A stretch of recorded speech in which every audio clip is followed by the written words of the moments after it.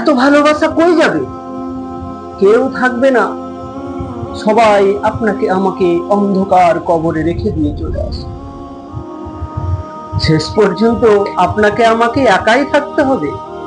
উপরে বাঁশের কঞ্চি, তার উপরে মাটির চাপ, অন্ধকার আর অন্ধকার, শুধুই অন্ধকার। এ অন্ধকার যেন শেষ হতে চায় না। আপনাকে আমি কি দিয়ে বোঝাই? কবর কত কঠিন জায়গা, কত ভয়ঙ্কর জায়গা। রাসূল সাল্লাল্লাহু আলাইহি সাল্লাম বলেছেন, আখিরাতের প্রথম মঞ্জিল, প্রথম ধাপ হলো কবর। এই প্রথম ধাপ যদি সহজ হয়, আখিরাতের পরবর্তী জীবনও সহজ হবে।